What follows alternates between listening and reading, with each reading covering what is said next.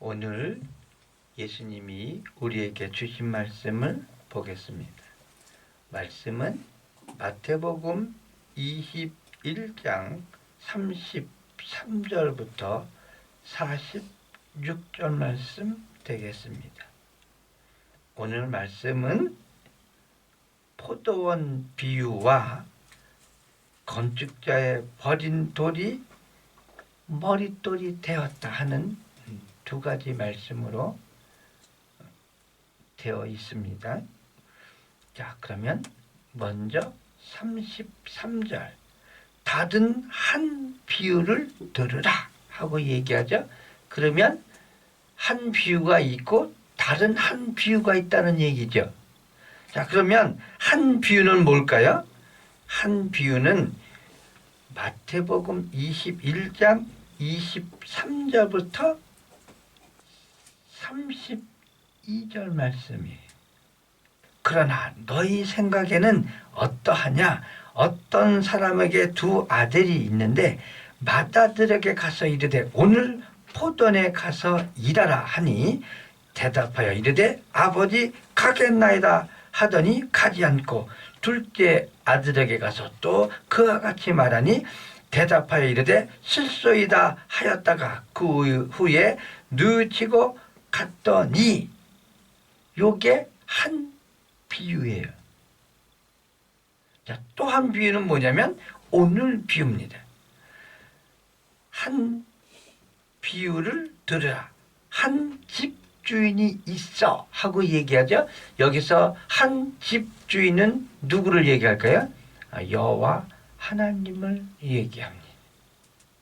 자, 하나님이 포도원을 만들어 울타리로 두르고 거기에 즙을 짜는 틀을 만들고 망대를 짓고 농부들에게 새로 주고 타국에 갔더니 그러면서 주제는 뭐냐면 포도원을 만들고 그 포도원에 울타리를 두르고 즙 짜는 틀을 만들고 망대를 짓고 농부들에게 세를 주고 타국에 갔다는 거죠. 주제는 뭐냐면 포도원이에요.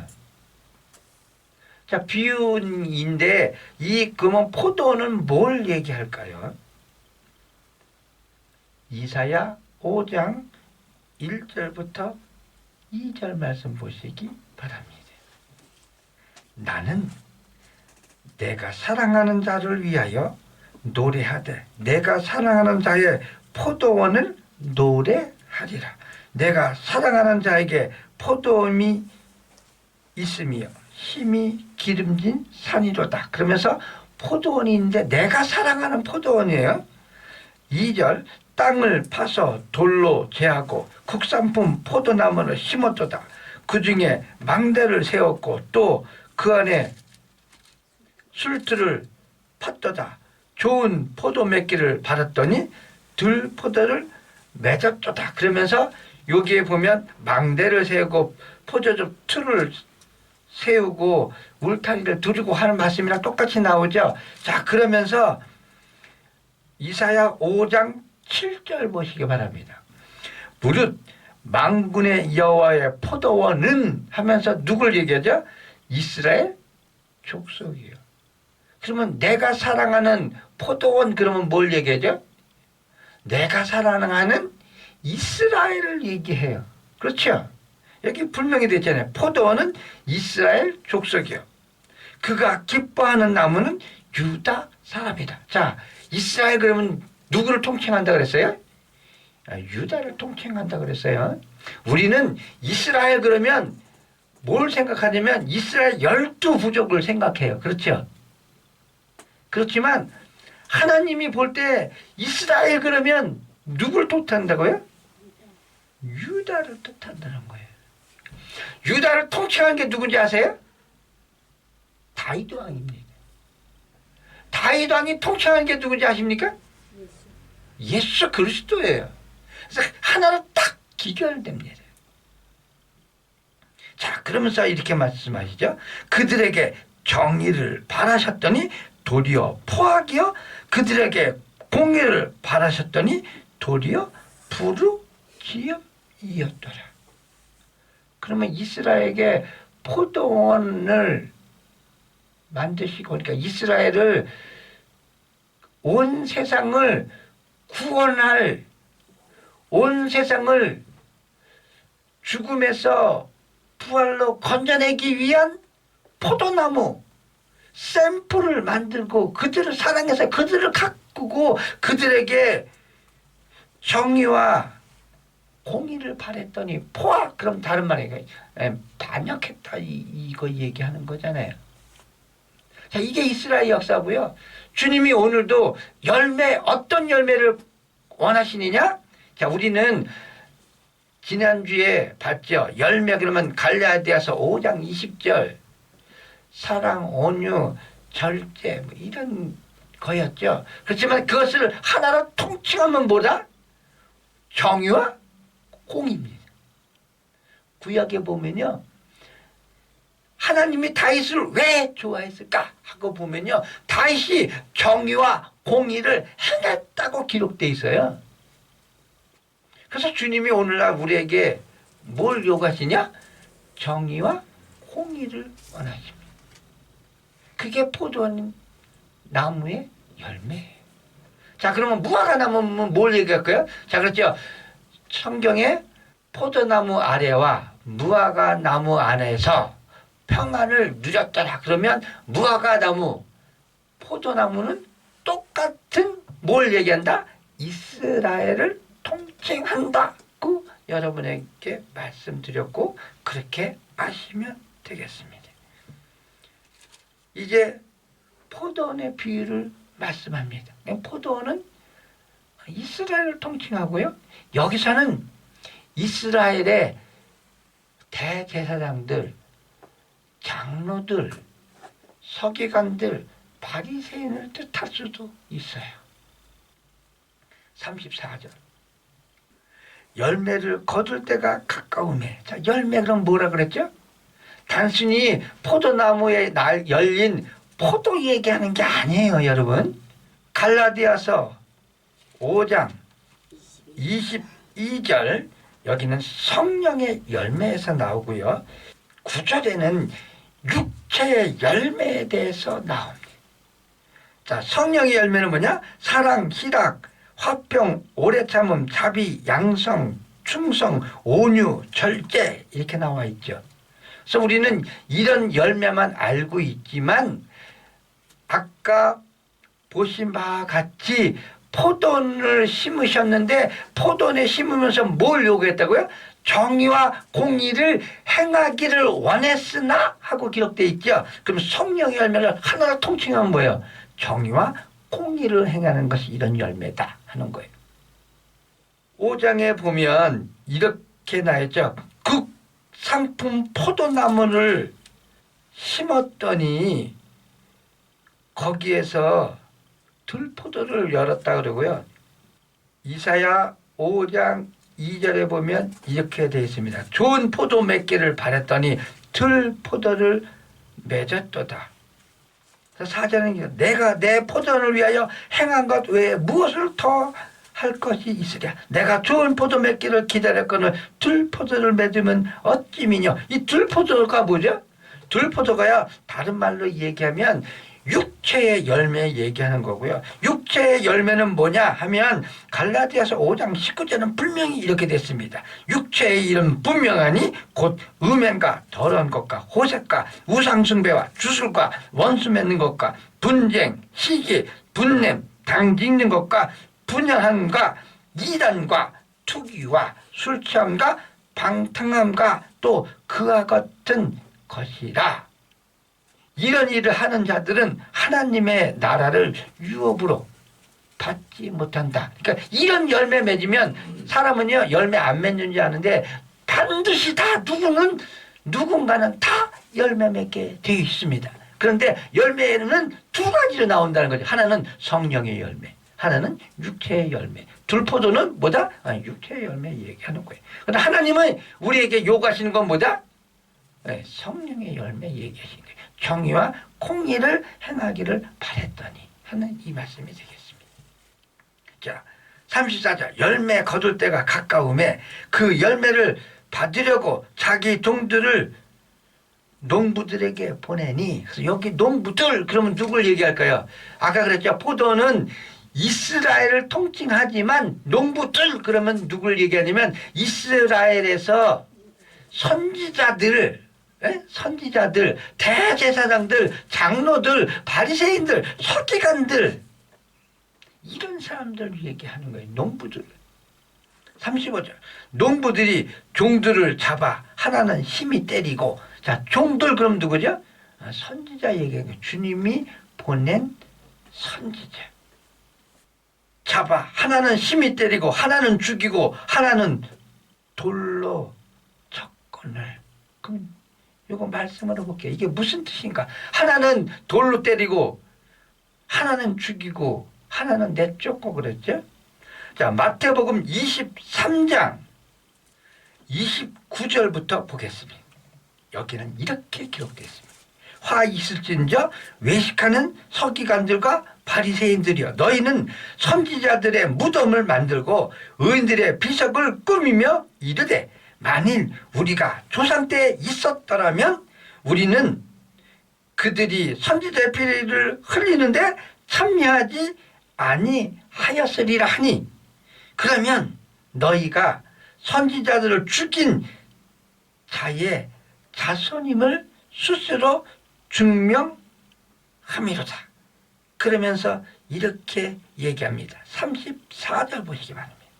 그러므로 내가 너희에게 선지자들과 지혜 있는 자들과 서기관들을 보내매 너희가 그 중에서 더러는 죽이거나 십자가에 못 박고 그 중에서 더러는 너희 회당에서 채찍질하고 이 동네에서 저 동네로 따라다니며 박해하리라.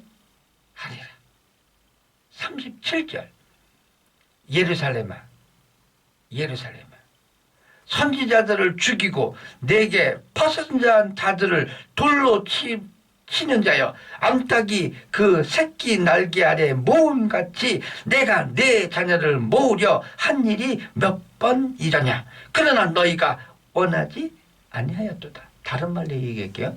성경에 뭐냐, 이걸 다른 말로 얘기하면 뭐냐면, 나는 선지자들 통해서 너희에게 끊임없이 말했다. 너희가 잘못하고 있다. 잘못하고 있다. 나는 정의와 공의를 바랬는데 너희는 불의와 불법과 악독과 무정함과 내가 보낸 자들의 말을 듣지 않았다. 다른 말로 하면 율법을 지키지 않았다 하고 얘기하고 있어요.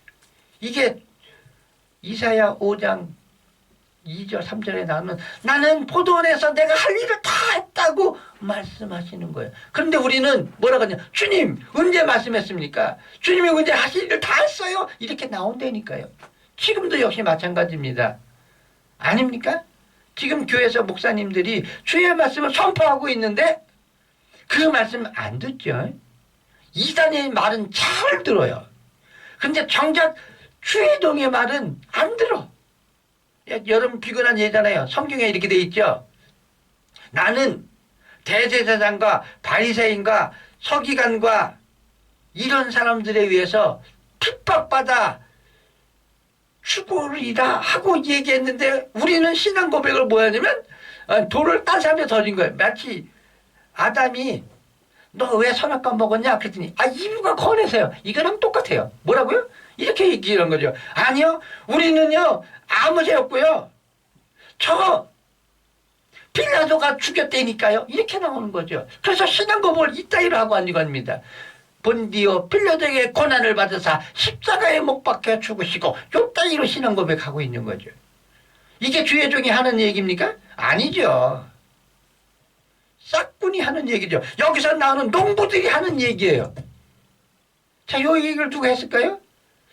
주님이 선지자를 통해서 얘기한 거예요. 자, 요 사항이 무슨 사항이다? 내가 열매 맺게 좋은 열매를 이제 때가 됐으므로 이제 마감할 때가 돼서 내가 이제 농부들을 시켜서 내 선지자를 보내서 이제 열매를 요구했더니 하나는 힘이 때리고 하나는 죽이고 하나는 돌로 쳤고 하나는 내쫓고. 36절 다시 다른 종들을 처음보다 많이 보내니. 다시 보냈다는 건 뭐죠? 지금도 다시 보내고 있다는 거예요. 여러분 기억하시기 바랍니다. 뭐라고요? 다시 더 많은 종을 보냈다고요. 그런데 어떻게 하고 있을까요? 이게 지금 유대인만 해당되는 겁니까? 자, 포도원은요 지금 교회를 얘기하고 있어요. 예수 믿은 이방인들도 해당돼요. 왜냐면 우리도 포도나무에 촛붙임 받은 사람들이니까. 그런데 여러분 지금 어떻게 하고 있죠? 선지자들을 배척하고 이름 없는 사람이라 그래서 주의 말씀을 안 듣고 어서 그 사탄의 싹군 같은 놈들한테는 그렇게 말을 잘 들어. 너무나도 잘 들어 아주. 그런데 정작 주님이 보낸 주의 종의 말은 아예 그냥 들을 생각을 안 해. 자, 그러니까 37절 후에 자기의 아들을 보내며 이르되, 여기 자기 아들을 보낸다 그러죠. 자, 그럼 여러분, 자 지금 이스라엘 역사를 보시기 바랍니다. 예수님 우리는 어떻게 보죠? 성경에 기록된 아들을 보내리라 하는 그 아들이 예수 그리스도라고 우리는 믿고 있죠. 자, 그런데 정작 이 말씀을 가졌다고 하는 유대인들은 지금 뭐 하고 있을까요? 자, 예수님이 하나님의 아들 맞습니까? 유대인이 볼 때? 아니죠. 지금도 인정 안 해요. 그들이 몰라서 그럴까요? 아니죠. 눈과 귀를 가렸기 때문에 모르는 거죠. 그렇기 때문에 그 다음 말씀이 우리에게 와닿아요. 자, 37절 그러죠? 자기 아들을 보내며 이르되 그들이 내 아들을 촌대하리라 하였더니 농부들이 그 아들을 보고 서로 말하되 이는 상속자니 자 죽이고 그의 유산을 차지하자 하고 이에 잡아 포도원 밖에 내쫓아 죽였느니라. 이게 뭐 얘기하죠? 자, 이 사항은요 지금 예수님이 말씀하신 건데 아직 예수님이 죽지 않았어요. 그렇죠? 자, 그런데 여기에 어떻게 죽냐면 포도원 밖에 내쫓아. 자, 그럼 포도원은 뭘 뜻할까요? 자, 이스라엘을 뜻한다 그랬죠? 자, 그러면 포도는 다른 뜻으로 얘기하면 포도원 밖으로는 뭐죠? 교회 밖에 얘기하는 거예요. 예루살렘 성전, 예루살렘 성 밖 얘기하는 거예요. 자, 이것만큼 더 예수님의 죽음에 대해서 정확한 기록이 어디 있습니까?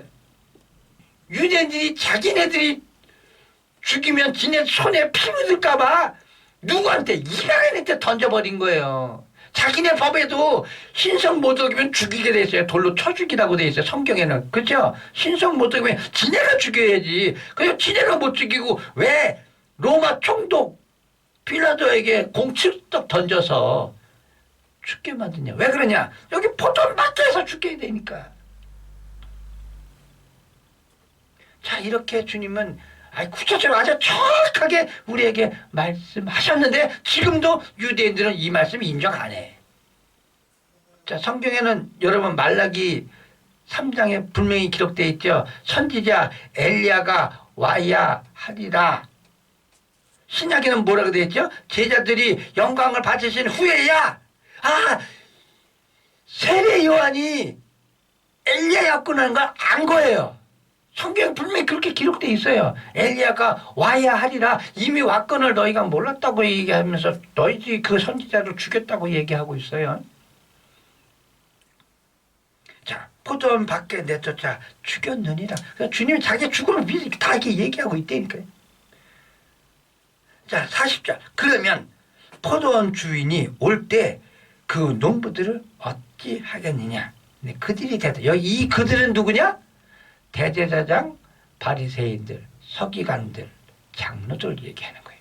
그들이 말하되 그 악한 자들을 진멸하고 포도는 제때 열매를 받지만한 다른 농부에게 새로 줄 것입니다. 42절. 예수께서 이르되 너희 성경에 건축자들이 버린 돌, 그럼 건축자들이 버린 돌 하면 뭘 얘기하는 거죠? 여기서 아들을 보내리라 그래서 아들을 보냈더니 뭐한다? 때려 죽였다고 얘기하는 거예요. 그것도 울타리 안에서 죽인 게 아니고 울타리 밖에 가서 죽였다고 얘기하는 거예요. 건축자의 버린 돌 모퉁이의 머릿돌이 되었다. 자, 여러분, 머릿돌은 언제 머릿돌 얹죠? 건물 다 짓고 난 다음에 맨 마지막에 그 건물을 통칭해서 짓는 게 머릿돌입니다. 그런데 여기는 이렇게 되어 있습니다. 머릿돌이 되었느니 이것은 주로 말미암아 된 것이요 우리 눈에 기이하다. 우리 눈에 왜 기이할까요? 쫓아내고 돌 던져 죽이고 회방하고 조롱하고 핍박하고 그랬는데도 불구하고 대표적인 모든 사람들이 볼 수 있는 머릿돌이 되었다. 그러니까 우리의 이성으로는 저거 분명히 아닌데 저거 분명히 망해야 되는데 이스라엘이 지금 그거 얘기잖아요. 아니 무슨 예수가 선지자야. 아니야. 우리의 왕은 앞으로 아직도 안 왔어. 오실 거야 하고 기다리면 똑같아요. 그런데 이미 오셨다는 거죠. 그분이 누구다? 예수 그리스도다. 그래서 그게 사람들 눈에는 뭐다? 기이하다고 그러는 거예요. 이렇게 이해가 탁 가시죠. 자, 43절. 그러므로 내가 너에게 이르노니 하나님의 나라를 너희는 빼앗기고 그 날의 열매 맺는 백성이 받으리라. 여기 분명히 기록되어 있습니다. 무슨 나라가 나오죠?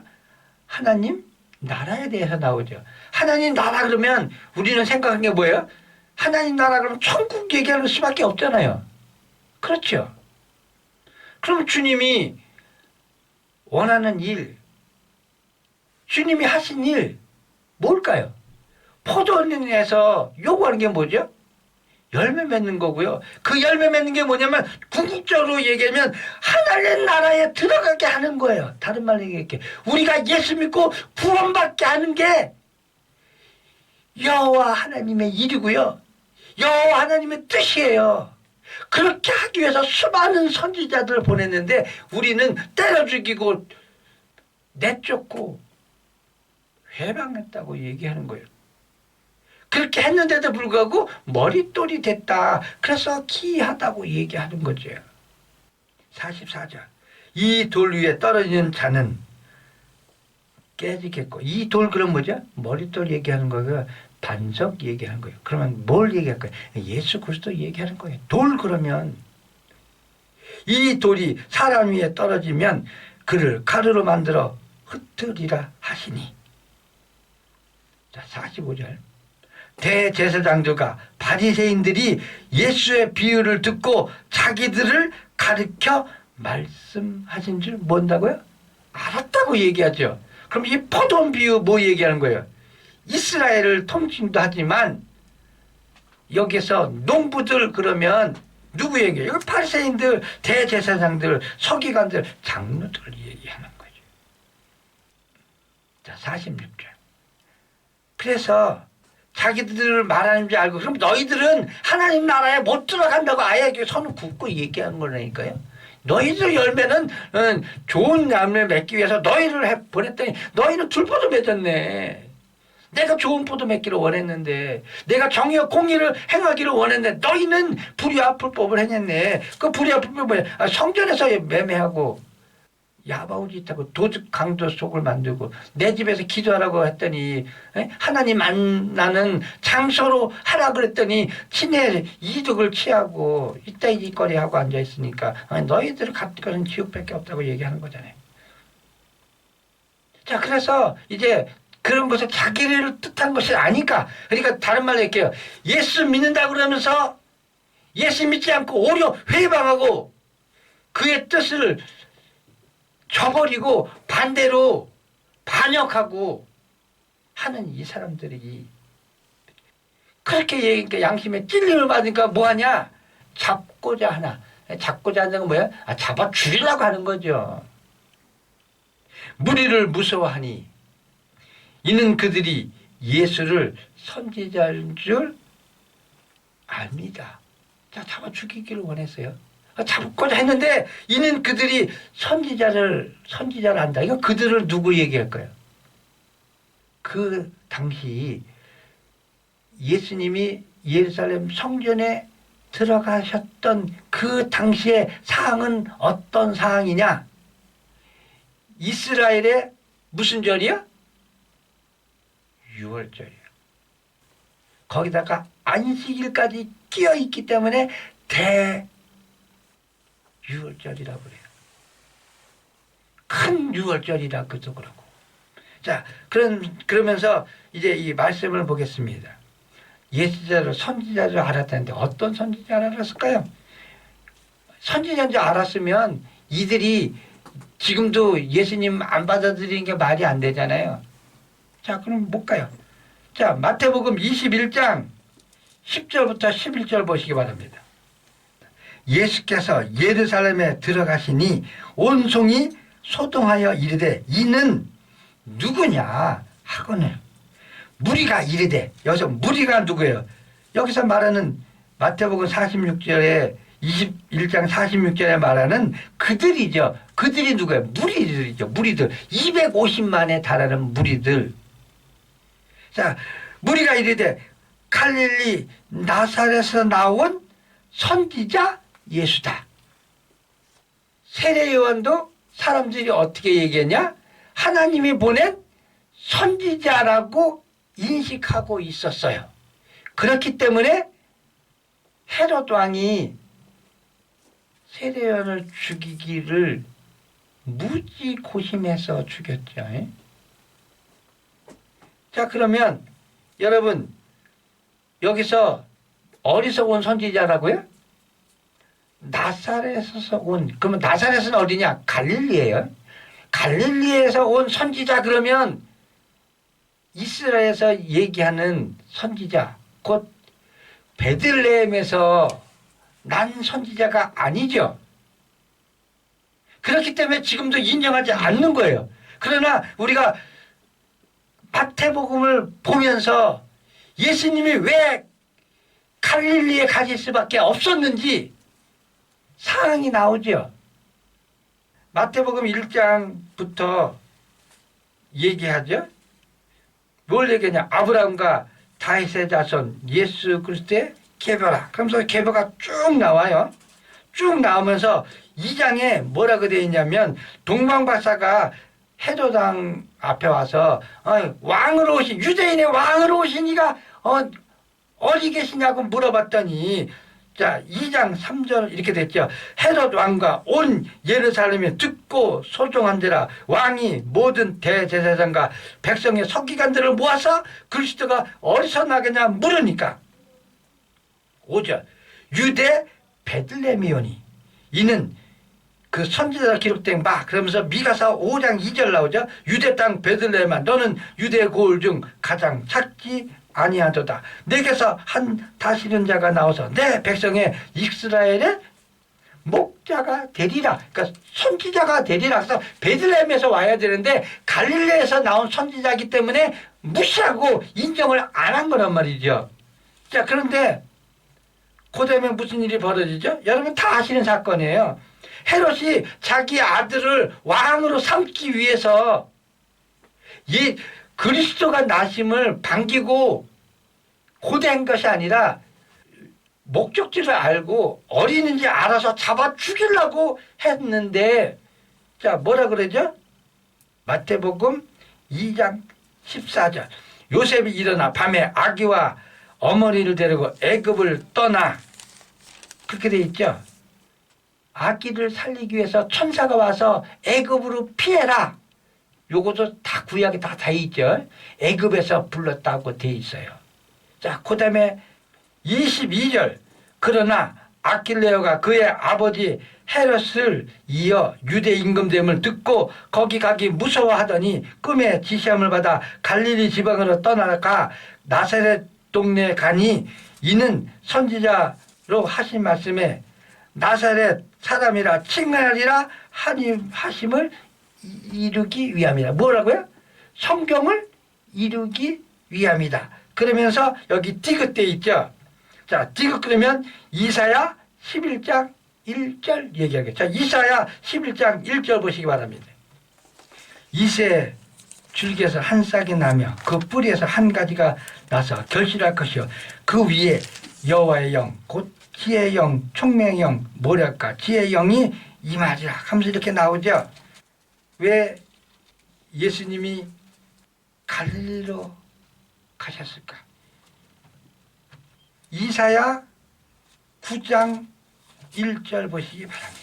이렇게 되어 있습니다. 전에 고통받던 자들에게 흑암이 없으리다. 옛적에는 여호와께서 스불론 땅과 납달리 땅이 멸시를 당하게 하셨더니 후에 해변길 요단 저쪽 이방의 갈릴리를 영화롭게 하셨느니라.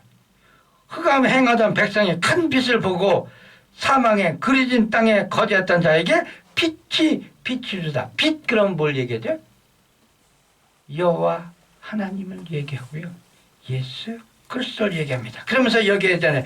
흑암에 있던 백성 해변길 요단 저쪽 이방 갈릴리를 뭐 했다고요? 영화롭게 하셨나. 영화롭다는 건 누구에게만 해당되는 거냐? 여호와 하나님 예수 그리스도에게만 해당되는 단어예요. 그래서 주님은 갈릴리에서 오신 거죠.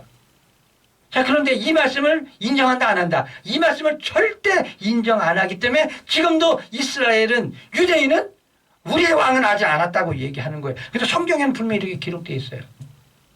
자, 여러분 신약에 보면 왕왕 이런 구절을 보죠. 자, 이런 일이 있어야 하리라. 이 성경을 이루려 합니다. 이렇게 기록된 거 여러분 보셨죠? 자, 요한복음 20장에는 이거보다도 더 많은 일이 있었는데 더 많은 기록할 것이 있지만 예수 믿게 하기 위해서 이것을 기록했다 하고 기록됐다고 여러분 분명히 말씀드렸죠. 여러분 성경 자세히 보시기 바랍니다. 그러면 성경을 이루려 하십니다. 기록된 대로 하셨다고 성경에 분명히 기록되어 있다니까요. 자, 그러면 여기 빛 얘기했죠. 자, 그럼 빛이 뭘 얘기할까요? 아까 머릿돌 얘기했죠. 마태복음 21장 42절 건축자의 버린 돌 그러면서 이 시편 118편 22절 이하죠. 여기 한번 보시겠습니다. 건축자가 버린 돌이 집 모퉁이의 머릿돌이 되었나니 이는 누가 행했다고요? 건축자의 버린 돌. 그러니까 사람들이 선지자를 보내고 다 보냈더니 뭐 한다고요? 아니, 돌 던져 때려 죽이고 쫓아내고 회방했다고 그렇게 나오잖아요. 자, 그랬던 그 돌을 머릿돌로 삼았다. 그래서 사람들 눈에 찌했다고 얘기하는 거예요. 자, 똑같이 말씀이죠. 자, 그러면서 18절 보시기 바랍니다. 봉독합니다. 시작. 여호와께서 나를 심히 경책하셨어도 죽음에는 넘기지 아니하셨도다. 자, 우리가요 범죄하였기 때문에 뭐라고요? 나를 심히 경책했다. 다른 말로 하면 히브리서에서는 뭐라고 되어 있냐면 12장 5절 보겠습니다. 또 아들들에게 권하는 것 같이 너희에게 권면할 말씀을 잊었도다. 일렀을 때 내 아들아 주의 징계하심을 경히 여기지 말라. 그에게 꾸지람을 받을 때 낙심하지 말라. 주께서 그 사랑하는 자를 징계하시고 그를 받아들이시는 아들마다 채찍질했다. 여기서 볼게요. 나를 심히 견책했다. 내 아들이기 때문에 내 아들이 잘못하니까 선지자들을 보내서 견책했다. 그렇게 하지 말라고 견책했다. 왜? 구원하기 위해서. 죽음에 이르지 않게 하기 위해서. 그러면서 7절은 이렇게 되어 있습니다. 히브리서 12장 7절 너희가 참으면 징계를 받기 위함이라. 하나님이 아들들과 같이 너희를 대우하시나니 어찌 아버지가 징계하지 않는 아들이 있으리요. 징계는 다 받는 것이거늘 너희에게 없으면 사상자요 친아들이 아니다. 자, 그러면서 죽음에는 넘기지 아니하였다 하면서 시편 118편 19절은 고담이 기다. 내게 의의 문을 열지어다. 내가 그리로 들어가서 여호와께 감사하리로다. 이는 여호와의 문이라. 의인들이 그리로 들어가리라. 우리가 심히 견책당해서 죽음에 이르지 않고 우리는 의인으로 하여서 천국 간다 하면서 얘기하는 거예요. 그래서 25절에는 이렇게 돼요. 여호와여 구하옵나니 이제 구원하소서. 여호와여 우리가 구하옵나니 이제 형통하게 하소서. 여호와의 이름으로 오는 자가 복이 있으며 우리가 여호와의 집에서 너희를 축복하였도다. 자, 27절 여호와는 뭐다? 하나님이시라. 자, 우리는 하나님 그러는데 하나님이 누구냐? 여기 분명히 기록돼. 여호와는 누구라고요? 하나님이시라. 하나님이시라. 그래서 우리는 할 때 하나님 이거보다는 여호와 하나님이 더 정확하다고 여러분에게 말씀드렸죠. 여기는 분명히 기록했죠. 여호와는 하나님이라. 그가 우리에게 빛을 비추셨으니. 자, 여호와는 하나님이신데 그가 우리에게 뭘 비쳤다고요? 빛을 비쳤다고 얘기했죠. 자, 그러면 요한복음 1장 보시기 바랍니다. 태초에 말씀이 계시니라. 이 말씀이 하나님과 함께 계셨으니 이 말씀은 곧 하나님이다. 그래서 하나님은 곧 말씀이다 그러시면서 그가 태초에 하나님과 함께 계셨고, 자, 그러면서 얘기하죠. 4절. 그 안에 생명이 있었으니 이 생명은 사람들의 뭐라고요? 빛이다. 그러면 예수 그리스도는 누구다? 빛이라고 얘기하는 거예요. 빛은 누구다? 여호와 하나님 얘기하는 거예요. 여호와 하나님 누구다? 하나님이라고 얘기하잖아요. 이렇게. 자, 그들이 예수를 잡아서 죽이려고 하는데 왜 못 죽였냐? 46절. 무리를 무서워하니. 250만이 무서운 거예요. 그 250만이 어떻게 여겼냐? 예수를 갈릴리에서 온 선지자로 알고 있었기 때문에 죽이지 못했다는 거죠. 그렇지만 우리는 이 갈릴리에서 온 이 선지자는 말씀을 이루기 위해서 갈릴리로 갈 수밖에 없는 상황을 만드신 여호와 하나님의 뜻이었다. 이 말씀을 우리가 알아야 예수를 믿게 되는 거예요. 이 말씀을 모르면 우리는 유대인과 같이 여전히 메시아로 올 여호와 하나님의 선지자를 기다릴 수밖에 없다. 다른 말로 얘기할게요. 말씀을 믿지 않는 겁니다. 유대인은 율법을 지킨다고 하나 그 말씀에 내가 오리라는 그 왕을 아직도 안 온다 그러면 그 말씀을 지킨 겁니까? 안 지킨 겁니까? 안 지킨 거죠. 믿지 않은 거예요. 그래서 성경은 얘기하고 있습니다. 너희가 율법을 지키지 아니하였다. 정확히 나오죠. 저는 당신이 율법을 지키지 않았다 해서 유대인이 그 십계명 나오는데 그 십계명 그거 안 지켰다. 그것만 생각한 거죠. 근데 나중에 이 말씀을 보면서 안 계세요. 율법을 지키지 않았다는 건 뭐냐면 이 성경에 통칭한 거는 누구에 대해서 기록된 거냐? 메시아 그분이 오셔서 우리의 모든 일을 담당하고 유월절에 어린 양처럼 그렇게 하리라고 다 얘기했는데 그거를 인정하지 않는다? 아직도 기다리고 있다? 그럼 안 믿는 거죠. 안 지킨 거죠. 그래서 이 말씀을 듣는 자에게 뭐가 온다? 아니, 복이 임해서 우리를 견책하나 죽음에 이르지 않고 우리는 구원받는다. 이 말씀의 은혜가 여러분에게 차고 넘치시기를 예수 이름으로 축원합니다.